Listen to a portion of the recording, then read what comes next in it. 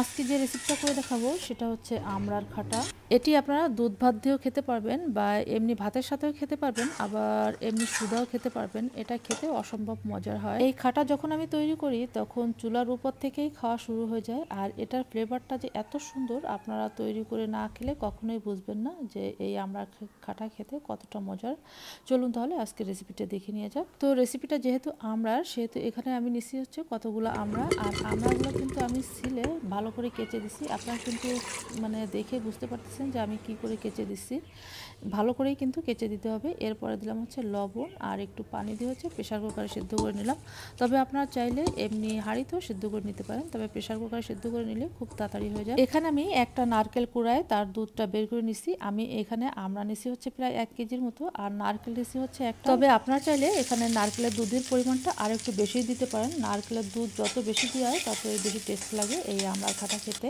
এখন খাটাটা তৈরি করার জন্য চুলায় কড়াই বসিয়ে তাতে দিছি হচ্ছে সরিষার তেল, আর সাথে দিছি হচ্ছে রসুন কুচি, আর দিলাম হচ্ছে এলাচ দারচিনি, সাথে দিলাম হচ্ছে হাফ চামচ কালো সরিষা। এটা আমি আগের থেকে ধুয়ে ভিজিয়ে রাখছিলাম, যার কারণে এটা ডাবল হয়ে গেছে।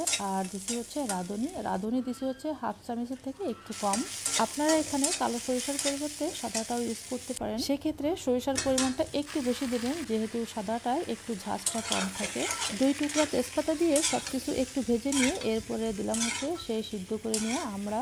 এখন এই আমড়াও এই সব কিছুর সাথে 2-1 মিনিট একটু ভেজে নিব, এতে করে এই আমড়ার অনেক সুন্দর একটা ফ্লেভার আসবে।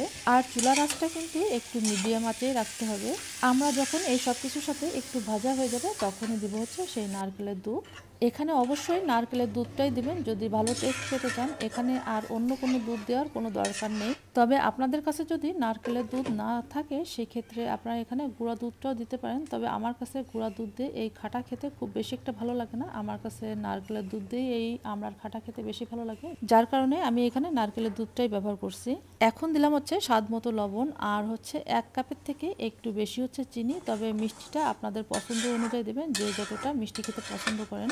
তবে যেহেতু এটা টক, সেহেতু এখানে মিষ্টি একটু বেশি দিলেই ভালো লাগবে খেতে, আর তা না হলে এটা টক টক হয়ে যাবে। তাই মিষ্টিটা আপনাদের পছন্দ অনুযায়ী দেবেন। আপনারা যখন এটা তৈরি করবেন তখন চেখে দেখলেই বুঝতে পারবেন। খাটা তৈরি করার সময় কিন্তু চুলার আঁচটা অবশ্যই কমিয়ে রাখবেন, আর এটা কিন্তু নাড়াচাড়ার উপরেই রাখবেন, যেহেতু এখানে নারকেলের দুধ ব্যবহার করা হয়েছে। দুধটা যখন পেনে ঘন হয়ে আসবে তখন কিন্তু এটা লেগে যাওয়ার সম্ভাবনা থাকবে, তাই এটা নাড়াচাড়ার উপরেই রাখতে হবে।